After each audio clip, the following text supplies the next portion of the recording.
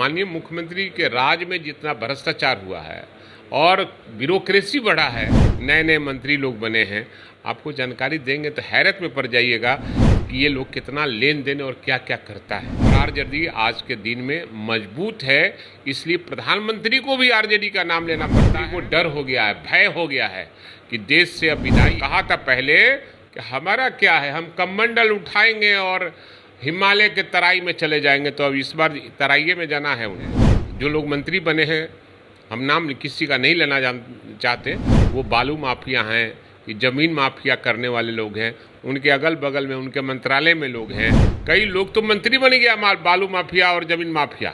हमारे साथ आरजेडी के वरिष्ठ नेता हैं विधायक भाई वीरेंद्र। आरजेडी पर निशाना साधा गया है। मुख्यमंत्री नीतीश कुमार मंच से कहते हैं कि कुछ दिन साथ क्या रख लिए, कहता फिरता है कि हम ही सारा काम किए हैं।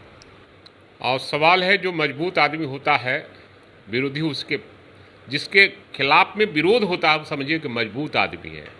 और आरजेडी आज के दिन में मजबूत है, इसलिए प्रधानमंत्री को भी आरजेडी का नाम लेना पड़ता है और छोटे छोटे जितने भी नेता उसका भी नाम लेना पड़ रहा है। प्रधानमंत्री को डर हो गया है, भय हो गया है कि देश से अब विदाई है। और उन्होंने कहा था पहले कि हमारा क्या है, हम कमंडल उठाएंगे और हिमालय के तराई में चले जाएंगे। तो अब इस बार तराइये में जाना है उनको। इस बार सरकार नहीं बनेगी। मैं आज कह रहा हूँ 200 के अंदर में बीजेपी सिमट जाए, एनडीए सिमट जाएगी और देश में इंडिया गठबंधन की सरकार बनेगी। प्रधानमंत्री की चुनावी जनसभा में मंच पर मुख्यमंत्री नीतीश कुमार मौजूद थे और अपने संबोधन के दौरान मुख्यमंत्री कहते हैं कि जो भी काम किया गया उसकी शुरुआत मैंने की थी और बीच में इनको साथ क्या रख लिए। अब कहता फिरता है कि मैंने सारा काम किया है, जबकि शुरुआत मैंने की थी। नहीं, सवाल है, जब पहले 2005 से ही मुख्यमंत्री थे तो बेरोजगारों को रोजगार उन्होंने दिया था। और जब हमारे नेता तेजस्वी प्रसाद यादव जी आए और घोषणा किए कि मेरी सरकार बनेगी तो हम 10 लाख बेरोजगारों को रोजगार देने का काम करेंगे।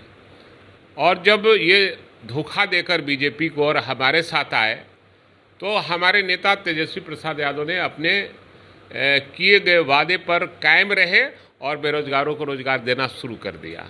तो इनको खल गया, फिर चले गए, हम लोग को छोड़कर फिर बीजेपी में चले गए। तो कुछ न कुछ तो कहेंगे ही ना। हमारा काम है बेरोजगारों को रोजगार देना, इनका काम है जो रोजगार है उसके रोजगार छीनना। लेकिन नीतीश कुमार ने आप लोगों पर एक तरह से इल्ज़ाम लगा दिया है, कहा है कि वो लोग गड़बड़ कर रहे थे काम में, इसलिए उनका साथ छोड़ दिया, अलग कर दिया उनको। कोई आदमी कह सकता है कि गड़बड़ करेगा। माननीय मुख्यमंत्री के राज में जितना भ्रष्टाचार हुआ है और ब्यूरोक्रेसी बढ़ा है, देश और दुनिया में किसी के राज में ब्यूरोक्रेसी और भ्रष्टाचार नहीं हुआ है। प्रधानमंत्री मोदी चुनावी सभा को संबोधित कर रहे थे। मंच पर सम्राट चौधरी भी मौजूद थे, बिहार के उप मुख्यमंत्री हैं।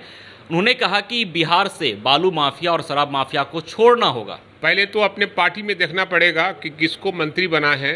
जो लोग मंत्री बने हैं, हम नाम किसी का नहीं लेना चाहते, वो बालू माफिया हैं, कि ज़मीन माफिया करने वाले लोग हैं।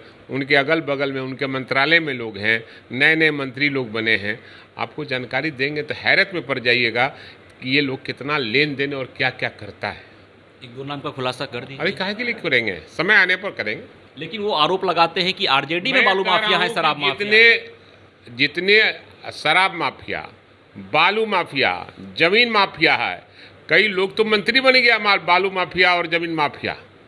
और कितने लोग नेता हैं जो आज के डेट में हैं। दूसरे का ज़मीन कब्जा करना, दूसरे का कब्जा करवाना, लूटना, इनका काम रह गया है। इसलिए बीजेपी अपने भीतर झांके पहले, उसके बाद किसी पर आरोप लगाए तो अच्छा लगेगा। तो देखिए, निश्चित तौर पर बिहार सहित देश की चुनावी सरगर्मी तेज है। प्रधानमंत्री मोदी बिहार पहुंचते हैं, जमुई में चुनावी जनसभा को संबोधित करते हैं। मंच पर पीएम मोदी के साथ मुख्यमंत्री नीतीश कुमार, बिहार के उप मुख्यमंत्री सम्राट चौधरी सहित एनडीए के तमाम नेता मौजूद रहते हैं। और इस बीच तमाम नेताओं के द्वारा संबोधन के जरिए आरजेडी पर निशाना साधा जाता है।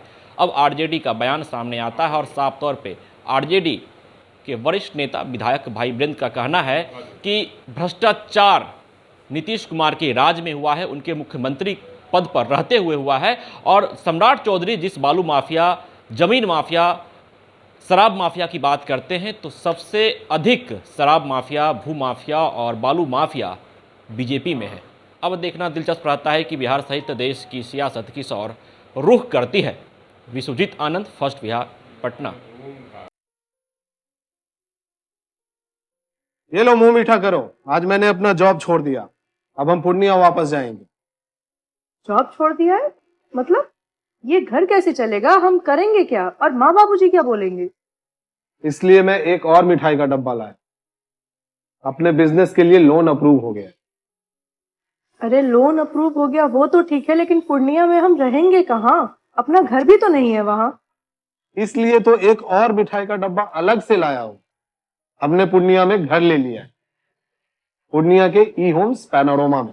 पूर्णिया में पैनोरमा ग्रुप लेकर आए हैं ई होम्स पैनोरमा। बड़ा घर, आलीशान जिंदगी और अत्याधुनिक सुविधाओं के संग। अरे अरे, अब क्यों मुंह मीठा करवा रही हो? क्योंकि हम घर वापसी जो कर रहे हैं। घर वापसी की खुशी पूर्णिया में ई होम्स पैनोरमा के संग। E homes panorama, luxurious lifestyle redefined.